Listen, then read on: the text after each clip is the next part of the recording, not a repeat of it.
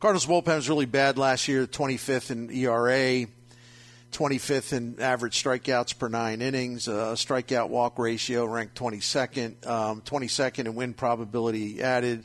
When they pitched in high leverage innings, which are the most important for any innings for bullpen, high leverage situations, they had a 7.11 ERA, 7.11 ERA, 41 blown leads, a poor save percentage, 56%.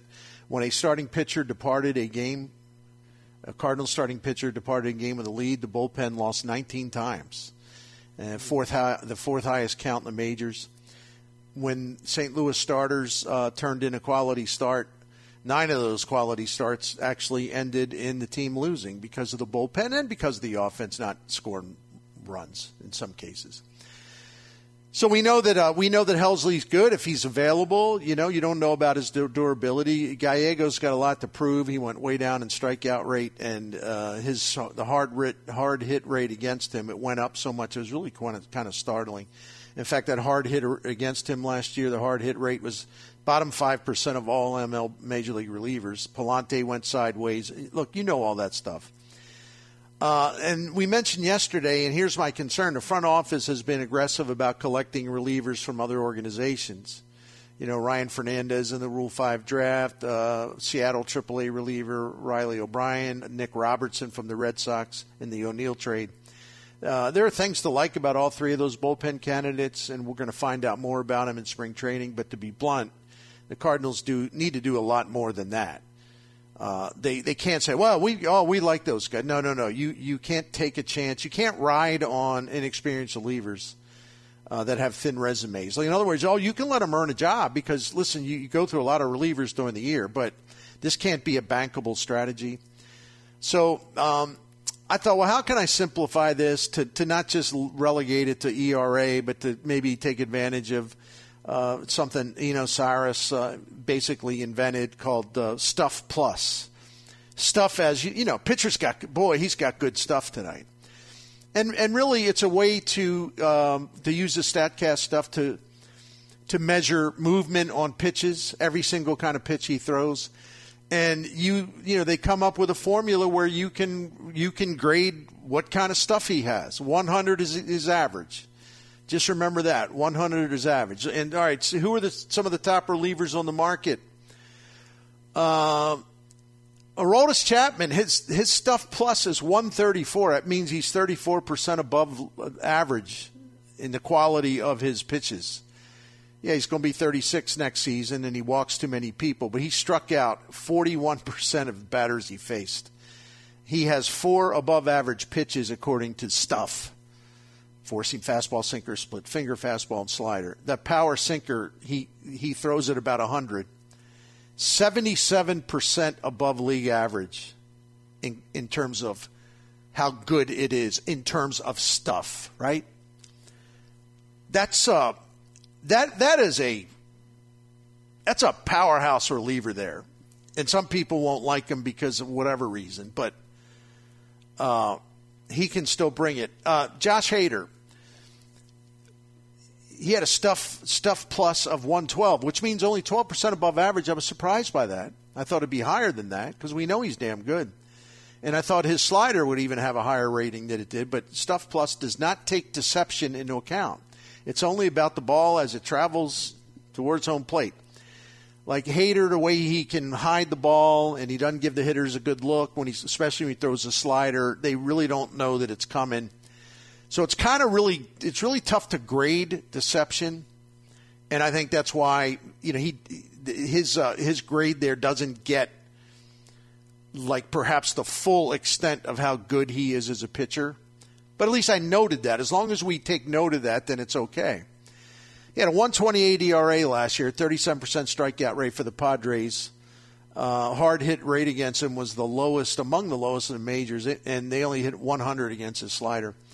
One of the top guys on the list, and that's why I think he's going to get a very nice contract offer, 3-4 years from someone who would be our old friend, Jordan Hicks. His stuff rating is 126. That means 26% above average last season. He's 27 in the prime of his career. He came into his own last season after a terrible start. Remember how bad he was? Mm-hmm. he's definitely one of the top relievers, short list relievers on the market.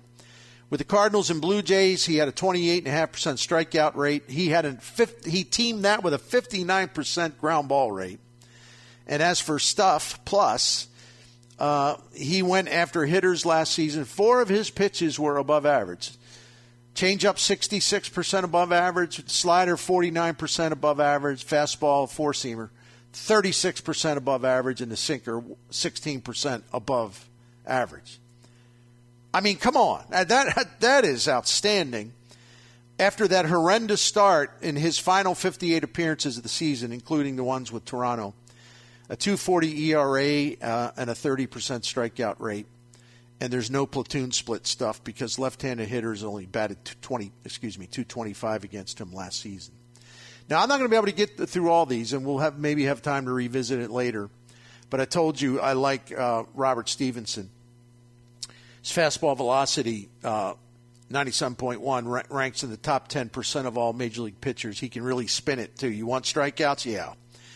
Last season, split between the Pirates and Rays, he had strikeout rates of 51% on his cutter, 36% on his slider, 35% on his four-seam fastball. There's no Cardinal pitcher right now that's got that mix of pitches that can produce strikeouts along every platform that a guy has, every pitch he throws. He'll only be 31 next season as well. So his overall stuff rating is 116, but part of that is the deception that's not accounted for. I don't think the Cardinals are looking for a left-handed reliever, so I'm not even going to get into that. But Jake Diekman had a great year last year. His stuff rating was 41% above league average. Traditional lefty specialist, 36, but he's coming off one of his best seasons. And he had really good grades on his fastball and slider. A lot of strikeouts, too, so I just mentioned that. I mentioned this guy yesterday. Shelby Miller. Yes. Can you believe the former young gun of the Cardinals rotation is now 33 years old? And after trying to regain his velocity and his form in the aftermath of shoulder surgery, it was really, really tough for him to overcome.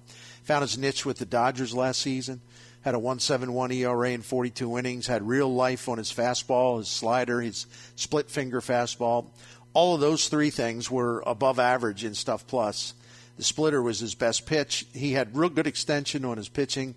Struck out 26% of the batters he faced. He was really tough on left-handed batters, which is good because he's a righty. And he also could be utilized as a swingman, working in tandem with another pitcher, maybe even using the opener role, giving him 2 innings. He can be used in a lot of ways. The only thing I would wonder is, can he repeat it in 2024? Now, one more, and I know we got to get to Andy, and I'm going to come back after that. You might remember a White Sox reliever who was traded to the Yankees, Keenan Middleton, Keynan, Middleton, right-hander. Yep. He had above average stuff, but he's 30 years old, and he seems underrated to me in a big way.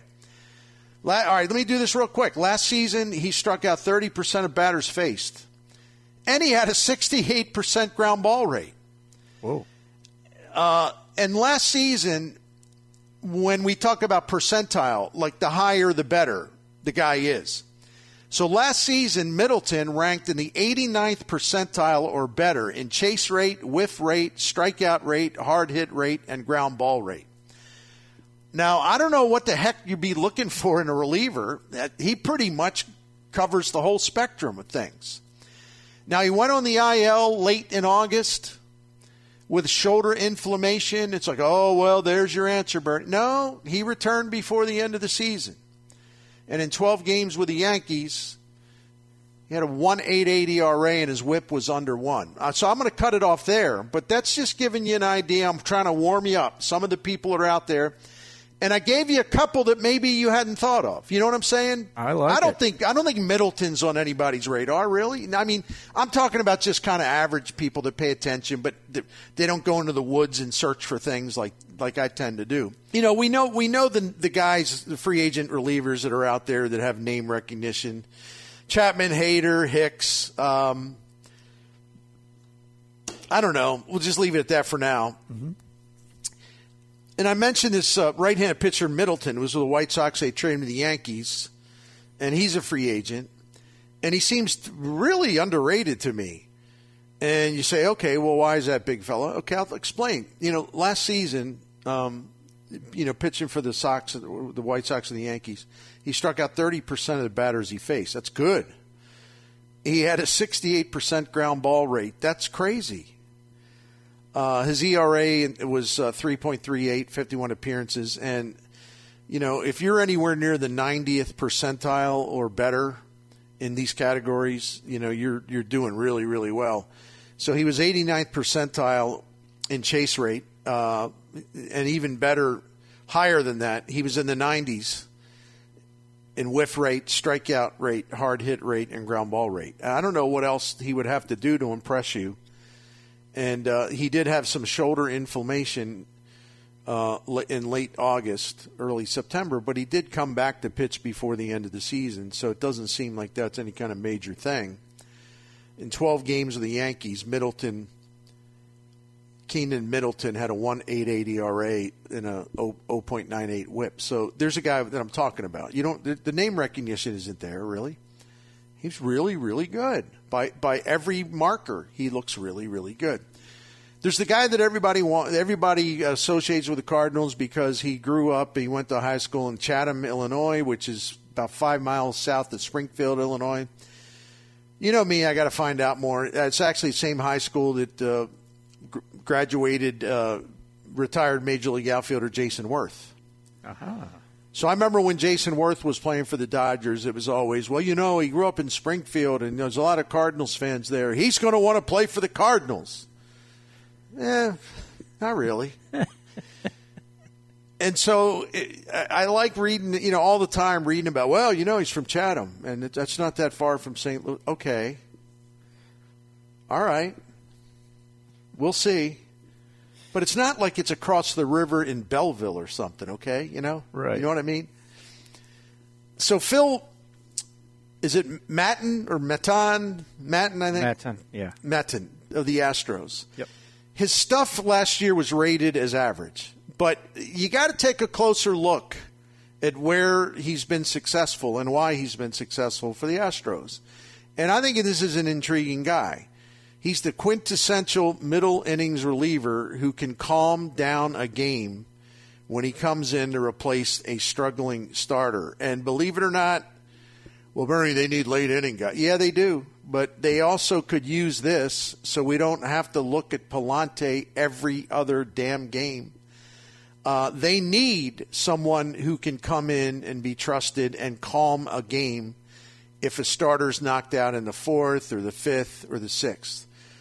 Over the last 2 seasons in Houston, Matten has a 2.55 ERA when he works 4th, 5th, 6th, and 7th innings. He can cover plenty of innings for the team. There's a lot of value in that. His sweeper/slider pitch is rated 23% above average in terms of quality of stuff. And his curveball is very good. He used it on 40% of every pitch he threw last year was a curveball. And on that curveball, he got a 36% strikeout rate. And last year, he struck out 27% of the batters he faced. And he yielded the lowest hard hit rate in the majors by a pitcher. A lot of soft contact. So my point is, first of all, there ain't a damn thing wrong with a guy that you necessarily would not have pitching in the 8th or 9th inning. But there's nothing wrong with a 27% strikeout rate, and there's nothing wrong with the way he gets a lot of swings and misses with that curveball and that sweeper. And he's just a really good guy, like I mentioned, who can calm a game down. So my point is, he may only have overall average stuff, but 2 of his pitches are they qualify as outstanding stuff. And he gets good results with them. And he's really comfortable in that role, taking over in the 5th or the 6th and giving you a couple innings or whatever it is. So I like him. I like what he represents and what he can do for the Cardinals. That's a good spot for a Cardinal reliever. By the way, I gave you bad information. It's Matten, not Matten. Matten. Yeah, all right. But thank you. No, I just wanted to make sure I got it right. It's hard to know these names unless we've seen them before. Right. All right, another Houston pitcher, Hector Neris. Believe it or not, he was rated last season slightly below average in terms of stuff. He's going to be 35 in June. There's still a lot to like about him. Over the past 2 years, first of all, he's used to the big stage and he likes it. He's made 15 relief appearances for the Astros and was one of their best guys. Now, he had that one awful blow-up against the Twins in the ALDS, and he coughed up a lead. It was bad. I'm not making an excuse for it. It was just really bad. But other than that, he's been really outstanding in the postseason, and he's used to the big games. He doesn't rattle. So in the last 2 regular seasons, Neris gave Houston a 2.69 ERA and a 29% strikeout rate, and he limited hard contact. His best pitches are the splitter and the four-seamer, and he had a 42% strikeout rate when he threw the splitter last season. That's his finest pitch. His four-seamer's pretty tough, and his slider is solid enough. But that splitter is the killer. He's a candidate, but he's 35. Who knows? I don't know what the Cardinals are looking for, but he's got some things that you look at and say, yeah, that could be a fit, or that looks like there's qualities that fit that they need. Again, here's a pronunciation thing. He started with the Dodgers. He was traded from Boston to the Dodgers, I believe. Or I have it backwards. I apologize. Ryan Brasier, Brasier, right-handed pitcher. Don't recall seeing him pitch, but he has above-average stuff. I think he was traded from the Red Sox. After being traded from the Red Sox to the Dodgers, this caught my eye. His strikeout rate jumped to 27% in his 38 innings, and it had been only 19% for the Red Sox. So why am I somewhat excited about that? Well, the Dodgers are really, really, really, really, really smart the way they can teach pitchers to do different things to make them better. And with the Dodgers, he had 3 above-average pitches all of a sudden, four-seamer, sinker, slider, once he made that move. I'm just saying, keep an eye on him because he's got good stuff, literally. Austin Pruitt, you never heard of him. 34-year-old reliever for the Oakland A's. Now he's a free agent. His quality of his stuff was 15% above average last year. 2.98 ERA in 45 innings. Doesn't throw hard. Isn't much of a strikeout guy. But, man, does he mess up hitters throwing the slider and the curve. That slider's 50% better than the league average in terms of quality, and the curve is about 28% better. My point being, you can't realistically expect to have like 30% strikeout rate guys in every spot in your bullpen.